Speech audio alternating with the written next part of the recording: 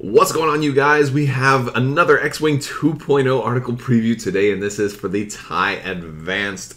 Definitely happy to see this one showing up today, as it is my favorite Imperial ship. Absolutely big fan of the TIE Advanced. Always have been. Even before the Imperial Raider came out in 1.0, I have 7 TIE Advanced. So I've always been a fan of the TIE Advanced. I like to try to find ways to make it work, even when it was terrible in 1.0. Once it got kind of buffed up, I think it got a lot better, but still was never really top tier. Didn't matter to me. It always was. It was more viable, and I like it at that place. I like it as a viable ship. Doesn't necessarily have to be game breaking, but it should always be viable and fun. And some of the new pilots they came out with really made it more fun. Some of those pilots have been removed or replaced with other names due to all kinds of conspiracy theories that I personally have. But let's jump into this thing and take a look at what they're showing us today. Now, a lot of this isn't necessarily new information, but you know, and if you've been following every single spoiler that has happened so far, as on all forms of social media, I believe just about everything has been spoiled for 2.0 so far. But if you haven't, or if you just want to talk about it again, we're going to talk about it. So let's go over everything that they kind of show us today. First thing here is the dial. I think the dial is you know, a very much improved part of the TIE Advanced, specifically because now we finally have access to that one forward, which we never had before. Very happy with that. We also have, we still have a 4K like we've always had, but we also have the 3 Talon roll. So we're getting a lot of new maneuvers here, and we're getting a little extra green, or I would say blue in this case, since blue maneuvers are now replacing the old green maneuvers. We've got our 2 straight, our 2 banks are now blue also, which is nice, and then our 2 hard turns are still white. We have our one banks are also, you know, green. So we gained 2 extra green maneuvers. The 3 straight is still blue green. You see, I'm gonna have such a habit, and I think this is one of the problems people are gonna have with 2.0 of saying green maneuvers, because we've been saying this for years, and we have to say blue maneuvers. So bear with your opponents when you're starting to play 2.0 when it launches, because you guys are going to say a combination of blue maneuvers and green maneuvers so many times. But yeah, so the game's extra easy maneuvers in the form of blue, which I'm very happy for. Now, your 1 straight is actually white, which is kind of surprising here, because you know, you think of a 1 straight as being like the simplest thing you can do. But because this is a fast ship, I think it basically has to apply the brakes a little bit to do the 1 straight, so it's not actually a green or blue maneuver. But very much a big fan of the new dial. Huge improvement, and just being able to do the slow approach is very important, and makes you less predictable, especially when you can do a 5 straight and a 1 straight. that's pretty cool. You can vastly turn on the throttle and go crazy with this thing. So we're gonna take a look at our pilots, and looks like we have a lot of new and updated artwork on these cards as well. So, or at least different croppings from angles that I'm not accustomed to seeing. So we have Zertic Strom here at our PS3. Now, one of the things I'm going to talk about the basic ship first. Still 2 attack, 3 agility, 3 hull, and 2 shields. So like the base stats aren't that changed, other than the fact that I've talked about before. 2 attack is potentially a little bit stronger now. The ship cannot evade, but we do have focus, and we can focus and link that into a red barrel roll, which is nice if you don't want to, if you've only got 1 action available and you don't mind taking a stress, you can go ahead and get those 2 actions in, or you can target lock, or you can just do a white barrel roll. Doesn't look like you're going to have the capability to boost. Doesn't look like you're going to have the capability to evade without some other future upgrades. So, granted, you couldn't boost on the old one, but I mean, I'm pretty sure we could always evade on the old TIE Advanced. So, it's kind of one of those things. But granted, evade isn't what it used to be, because evade doesn't add a result anyway. So this is supposed to be more of an offensive ship than a defensive ship anyway. So I suppose, considering the advancements that we got on our dial, I can kind of let evade slide. Although that does, in theory, weaken Vader a little bit. But let's talk about Zertic Strom's ability. Also, all the TIE Advanced are coming with the advanced targeting computer built in. While you perform a primary attack against a defender you have locked, i.e. with a target lock, roll 1 additional attack die and change 1 hit to a crit result. So not quite as good as the old advanced targeting computer, because you used to just be able to add a straight up crit result. This one, you could in theory roll a die that ends up blank, so granted you still get to change, you still have a pretty good chance of getting a crit, but it's not a guaranteed crit. There's less guarantees in X-Wing 2.0, and that's kind of what this is all about. There are less guarantees. There's a little more, and it's a little more, just, I think, skill and setup to a lot of your better combinations. Now this one, you have a pretty good chance of making this one work for you, but still, it's nice. Now, if you use the advanced targeting computer, I don't think there's anything here that's prohibiting you from spending the lock, right? So in theory, even if you rolled a blank, you could then, in theory, spend that lock, which is a little change in pace from how you would have gone before, although there is some other stuff that does synergize with it that makes you not want to spend the lock. But now we can actually look at Zertik Strom. He's Initiative 3. Initiative is your old pilot skill. And his abilities, during the end phase, you may spend a lock you have on an enemy ship to expose one of that ship's damage cards. So herein lies the synergy. Whoa, and we're getting out of focus. Why you might not want to spend those locks, because first off, you'll have the lock lined up for next turn, especially if it's a big hulled ship that maybe you don't want to, you're not going to kill this turn, but maybe you want to make sure that you don't want to leave all their damage cards face down. Oh, I'm attacking a Decimator or a Millennium Falcon. Okay, well, we won't reroll, but because I know I'm getting some damage through. Oh, I got 2 damage getting through. You're only going to be able to, at most, evade 1, and your shields are already down. Okay, I'll not spend that, because now all of a sudden I can flip one of your cards face up. Maybe it'll do something nasty to you. Maybe it'll inhibit your ability to attack me and return fire. All that kind of stuff is always nice. Plus, it might be one of those direct hits, which is always nice as well. So Initiative 3 is kind of in the middle of the road, a little bit below middle, but about in the middle, since typically the highest you're going to see is 5s. There are a few 6s, but 6s are supposed to be few and far in between. Coming up at number 4 on the upper end of the spectrum is Ved Foslo. Ved Foslo, see, this used to be Juno Eclipse. So I don't like Ved Foslo. I like his ability, but to me this is always going to be Juno Eclipse. Makes me wonder why they had to pull Juno Eclipse out of here. It's not like, oh, we're going to save Juno for another. No. It's like, this is literally Juno's ability.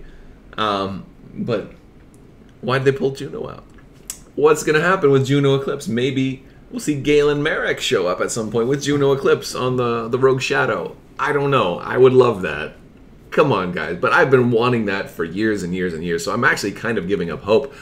My actually more realistic thing is maybe they plan to use Galen Marik and Juno Eclipse in some new story, maybe in a different timeline, maybe in one of the new movies or the live action. Maybe they'll show up in Resistance. I can only speculate why Juno Eclipse was pulled, but I have a feeling it has something to do with Lucasfilm's intentions for her and potentially Starkiller. They know how big those were and how much of a cult following Force Unleashed characters have, as well as Sam Witwer still has a close relationship. So I could talk at length. I have entire videos talking about that. Instead of going any further speculating about Juno Eclipse, let's talk about Ved Foslo. So Ved Foslo is Initiative 4, which is still shooting pretty early. When you execute a maneuver, you may execute a maneuver of the same bearing and difficulty of a speed 1 higher or lower instead. So what does that mean? Well, first off, it has to be a legal move. So, like, if we reference generally the rules as intended as it applies to Juno Eclipse, let me go back, because we're not going to be able to do, like, if you do a 3 hard turn, you're not going to be able to do a 4 hard turn, because there is no 4 hard turn, right? But this is, so this basically means you're probably going to plan a lot of 2-speed maneuvers. This was really, really good on Juno. By the way, I believe might be Juno Eclipse and Ruthlessness's art right there, but maybe not. But yeah, so you could actually get the 1 forward with Juno Eclipse. She was the only one who could do the 1 speed forward. That's one of the reasons I liked her. Plus, she was in pilot skill 8, which meant she was one of the last to move. So then you could change your move. Now, since Ved is at a 4, he's not quite as good as Juno was. Not exactly one of the last to move, but maybe one of the last to move.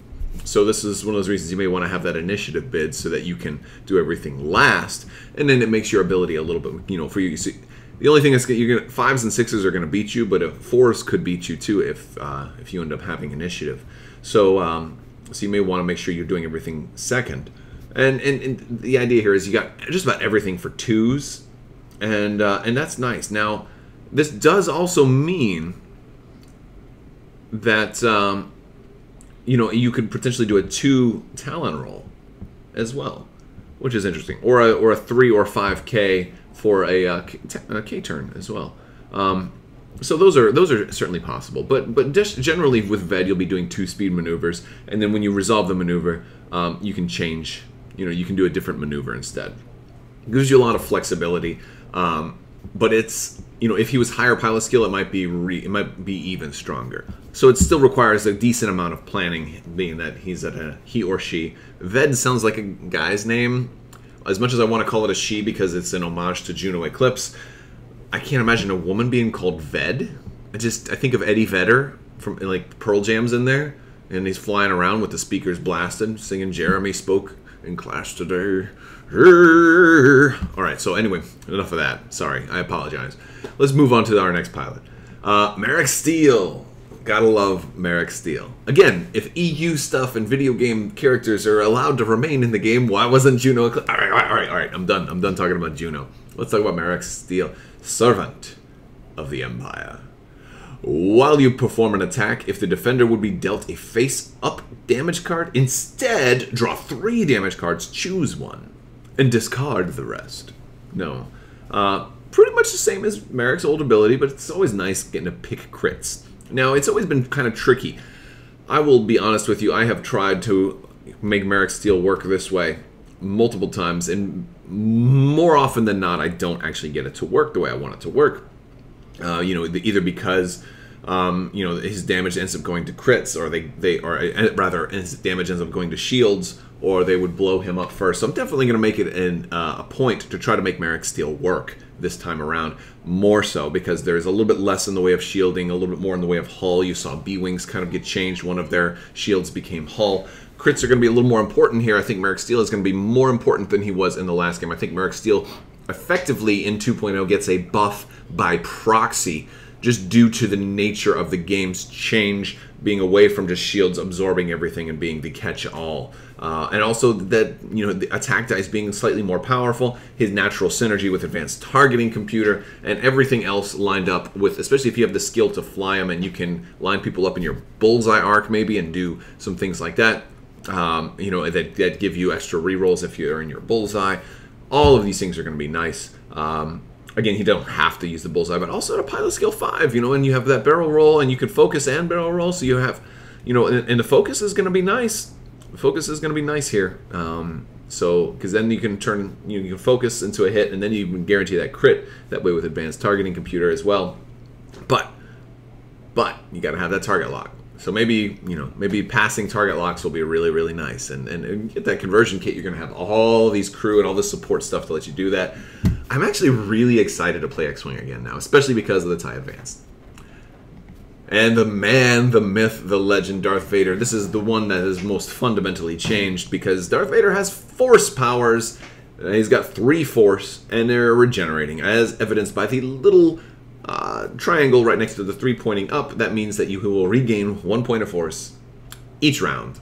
So you can spend them all in one place, but you're not going to get them all back each round. So, don't overspend if you don't have to. After you perform an action, you may spend 1 Force to perform an action.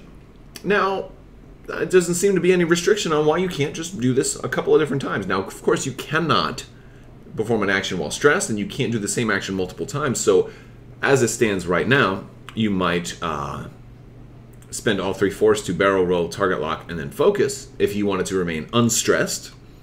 Or perhaps you would spend a target lock. And this is, I imagine, a typical turn with Vader may end up going. You may spend a target lock on somebody, and then you will maybe, focus into a stress or into a red barrel roll. This way you've only spent 1 focus. I'm sorry, only 1 Force ability, and you have your other 2 Force abilities hereby ready to manipulate some dice.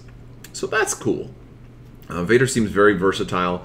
It's still the spirit of the old Vader, but one of the things I think that really makes Vader powerful here is the Initiative 6. Vader having initiative 6, I think, is a much more important thing than Vader having pilot skill 9 in X-Wing 1.0 for 2 reasons. First off, a lot of your PS9 pilots in X-Wing 1.0 have been reduced to 1 by 1 point, so they're now initiative 5 in this game. So, you know, think of 6 as like 9.5. You know, because there's very few pilots that are actually going to be PS6. I think it's going to be like, you know, like your Wedge, your Han Solo, and I expect Poe will also be PS6. I think, but there's going to be very few. I think you're looking at, I think by the time we get like our first year of X-Wing 2.0, you're probably going to have maybe 3 total, maybe less than 3 per faction, maybe only 2 per faction PS6s. I don't have all of them in front of me right now because I'm probably forgetting a PS6 or 2 that have been spoiled so far. But especially you got 14 waves worth of them. I think for Scum it's you got Fen Rao, and I think Dengar. Off the top of my head, I'm trying to pull this up. But my point is, not that I remembered all the PS6 pilots, but that there's very few. The PS6 is the top initiative, or Initiative 6 is the top. You know, you're going to shoot first. There's just so much less Initiative 6 that it's really a big deal. And considering that you have movement abilities, that is very, very helpful. And so I think that's, and also that he can do multiple things. He can target lock and then barrel roll, or maybe he needs the barrel roll first so he can get in range and then target lock and then focus. Spend all 3 if he needed to. That's possible. Cool, but a lot of possibilities. Plus, you have those force points. You can manipulate dice. You can fuse them to fuel upgrades. Speaking of upgrades, let's look at upgrades. So, squad leader, when you coordinate, the ship you choose can perform an action if that ship is also in your action bar. This gives you the red coordinate option. So obviously, this is another action you can do, but this is going to give you a stress. So this could be maybe your final action for Vader if you're not doing a linked action or something like that. It's not bad. It's not bad. All right, but it has to be an action that's on your action bar. Ruthless. Again, I'm not sure if that's Juno Eclipse or not, or maybe it's just, you know what, it looks a little bit like her, so we can pretend it is. Imperial only. While you perform an attack, you may choose another friendly ship at range 0 to 1 of the defender. If you do, that ship suffers a damage, and you may change one of your die results to a damage. Now, the important thing about this one that's nice is that you can change a blank die to a hit, and the synergy with its high advance is that you can then turn that hit into a crit if you needed to do that. But you have to have another ship. It has to be another friendly ship. So if you're at range 1, you can't hurt yourself. This is like, collateral damage here. You're hurting your own ship to guarantee that hit, which sometimes is fine. I mean, there are some stuff that have regenerating shields. There's ships that can recover the stuff, and then there's ships that can just take it. And sometimes you need to. You know what? There's been plenty of times I've been like, if I could guarantee 1 damage, maybe this ship is at range 1 of another ship, and it's going to get killed anyway.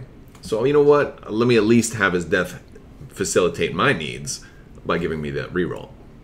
It's an option. It's not something that you're going to use all the time. So I hope it's a cheaper upgrade. Cluster missiles, always nice. We got 4 charge on here, non-regenerating though. The missile on here means it does get range bonus. So you will actually, if you fire these at close range, you can get a little extra damage. So that's nice. And attack, you have to have that target lock, and you have to spend a charge. After this attack, you may perform this attack as a bonus attack against a different target at range 0 to 1 of the defender, ignoring the target lock requirement. So just before people start thinking, whoa, I could just keep doing this over and over again. No. First off, I'm pretty sure that it said that there's a hard rule that you can only attack 2 times, tops. There's no infinite loops for attacks in this game. So at most, you're going to get 2 shots with cluster missiles. Correct me if I'm wrong, but I'm pretty sure you can only attack 2 times. Also, it says perform this attack ignoring the target lock requirement, but it's not ignoring the charge requirement. So if you do fire the second cluster missile, you are going to have to spend a charge. Cool thing is, if there's nobody close range of you, well, okay, then no problem. We will just go ahead and, save the charge. You could get a lot of rounds of shooting off with this. I mean, you could save this to be multiple, you could have this be 4 shots at range 1 only. because you will get that range bonus if it's at range 1. And on a ship that only has 2 primary attack, granted the TIE Advanced maybe not the best example to just do that. It's best used to get 2 shots off clearly. Especially if you can manage to get 2 shots at range 1. I mean, you're not going to be able to line that up all that often. But with a pilot skill 6, it's in theory it's possible. So that much is going to be kind of fun. And then fire control system, gotta like fire control system. While you perform an attack, if you have a lock on the defender, you may re-roll an attack die.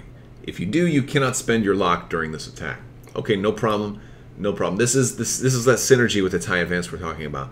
You want to have a lock on the defender so you can add a die, and then you can change the result. But if that die ends up blank, well, then you can just use fire control system there. But then again, if your first 2 dice are it's like if you think your first 2 dice are going to be blank also, then maybe it was better to have just spent the lock. And it's kind of one of those. It's kind of one of the things. Do I want to just re-roll 1? Or so you roll your dice. You have them locked, right? You can add your die. Well, you have to do them all at the same time, I'm pretty sure. See, that's the problem with playing multiple space games, because with Armada, you can do things in steps. You can roll your dice first and then add stuff.